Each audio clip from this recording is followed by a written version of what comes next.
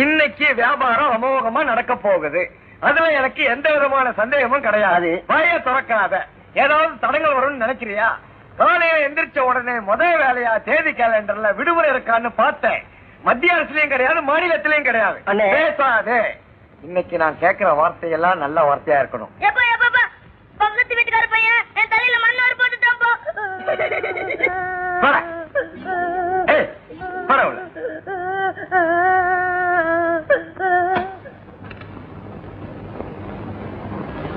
என்ன அண்ணாச்சி, லட்டு கிடைக்குங்களா? இத பார்த்தா லட்டா தெரியலையா? இல்லைங்க, நமக்கு 1000 லட்டு தேவைப்படுது. சக்கரப்பட்டியோட மொத்த ஜனத்தொகை என்னன்னு எனக்கு தெரியும்.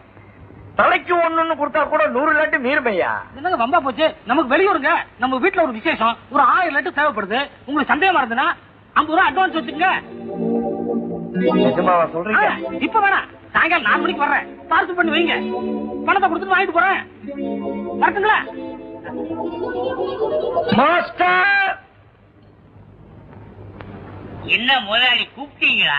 யோ, உன் உடம்ப குறைக்கிறதுக்கு அருமையான சந்தர்ப்பம். ஒரு 1000 லட்டு போடு. 1000 லட்டா? இதுல ஒரு தொழில் ரகசியம் என்னன்னா, யோ லட்ட போடுங்க. பிடிக்கிறவங்களுக்கு தானே தெரியும் கஷ்டம். வாங்க.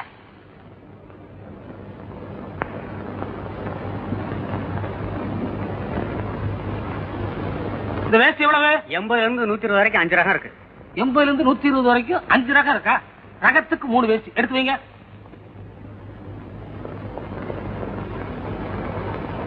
இது என்ன புடவை? Full oil, half oil. அப்படியா? 2 ஃபுல்லு, 2 ஆஃப், ஒரு குவார்டர். இந்த சட்டத்துணை எப்படி? மீட்டர் 60 ரூபா. அப்படியா? ஒரு 1 கிலோமீட்டர். 1 கிலோமீட்டரா? வேணா 1/2 கிலோமீட்டர். அண்ணாச்சி, நம்மகிட்ட ஒரு 1000 ரூபாய் இருக்கு. நாங்க இது எடுத்தெல்லாம் கணக்கு பண்ணி ரவுண்டா ஒரு 1000த்துல கொண்டு நிறுத்திருங்க. நீங்க ரவுண்டாக்க சொல்றீங்களோ சதுரமாக்க சொல்றீங்களோ அதை செய்ய வேண்டியதானே எங்க வேலை. நிச்சயமா நீங்க தான் முதலாளியா இருக்கணும். அண்ணாச்சி, நமக்கு ஒரு இடத்துல 1000 ரூபாய் பணம் வரணும். உங்களுக்கு நம்பிக்கை இல்லைன்னா தம்பி அனுப்புனீங்கன்னா கொடுத்துடுறேன். டேய், போயிட்டு வாடா. தம்பியை நம்பலாங்களா? சொந்த தம்பிங்க, தங்க கம்பி. கண்டா, பார்சல் எடுத்துக்கோ.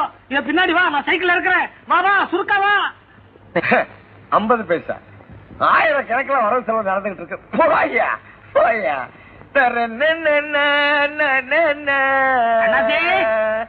வாங்க வாங்க மாஸ்டர். இன்னும் 1/2 மணி நேரம் ஆகும். அண்ணாச்சே, ஒரு 1/2 மணி நேரம் ஆகுமா? வந்து உட்காந்து வாங்கிட்டு போயிடுங்களா? ஒரு முக்கியமான வேலையா போயிட்டு இருக்கேன். தம்பி அழைச்சிட்டு வந்திருக்கேன். நீங்க தம்பிட்ட கொடுத்துருங்களா? சரி சரி சரி. அண்ணா, அண்ணாச்சி 1000 கொடுப்பாங்க. எண்ணி வாங்கிக்கோ, கூச்சப்படாத. சொல்றது புரியுதா? 1 2 குறைஞ்சுன்னா நான் பொறுப்பாளி ஆயிடுவேன். எண்ணி வாங்கிக்கோ. வரட்டுமா? தம்பி வாங்க தம்பி. பரவாயில்லங்க. அட வாப்பா, வந்து உட்காரு. உட்காருங்க தம்பி, உட்காரு.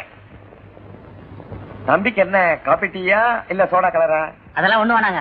அதுக்காக நான் என்ன 1000 குறைச்சிட போறேன் மாஸ்டர். தம்பி 1000 எப்படி எடுத்துக்கிட்டு போவ தம்பி?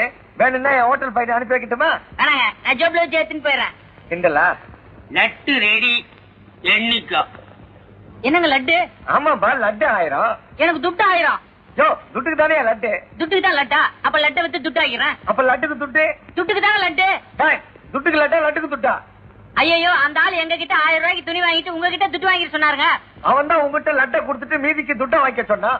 அப்ப நான் ஏமாத்திட்டேனா? அப்ப நான் ஏமாத்துறேனா? அப்ப நான் ஏமாத்திட்டேனா? நான் ஏமாத்துறேனா? முதலாளி, இதுல என்ன தொழில் ரகசியம்னா, மொத்தத்துல உங்க 2 பேரையுமே அவன் ஏமாத்திட்டான். போன வாரம் பார்த்த படத்துல ஒரு வசனங்க, நாம ஆசைப்படுறவங்களை கட்டிக்கிறத விட நம்ம மேல ஆசைப்படுறவங்களை கட்டிக்கிறது தான் புத்திசாலித்தனம். ஏன்னா அவங்கதான் மனசு கொண்டாம நடந்துக்குவாங்க. அப்ப முட்டாள்தனமா தெரிஞ்ச வசனம் இப்பதாங்க எனக்கு முழுசா புரிஞ்சது. எப்பவுமே ஒரே பஸ்ஸையோ ஒரே பொண்ணையோ பின்தொடர்ந்து போக கூடாது. ஏன்னா பஸ்ஸும் பொண்ணு பின்னாடி வந்துட்டே இருக்கும்.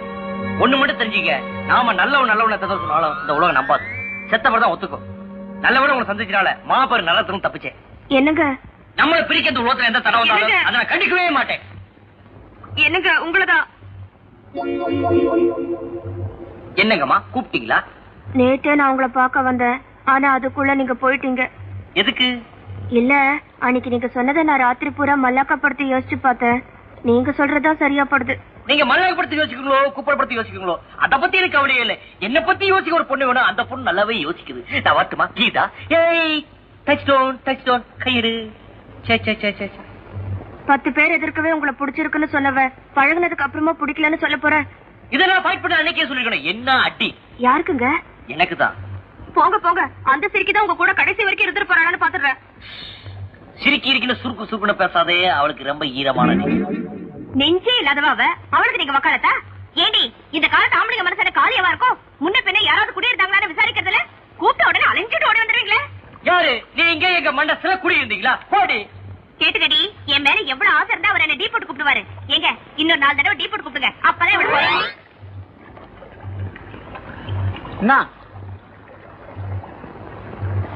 டேய் எப்படி துரோகி? என்னடா இவங்களுக்கு ஒரு தங்கச்சி இருந்தா எனக்கு எவ்வளவு வாசியா இருக்கான்.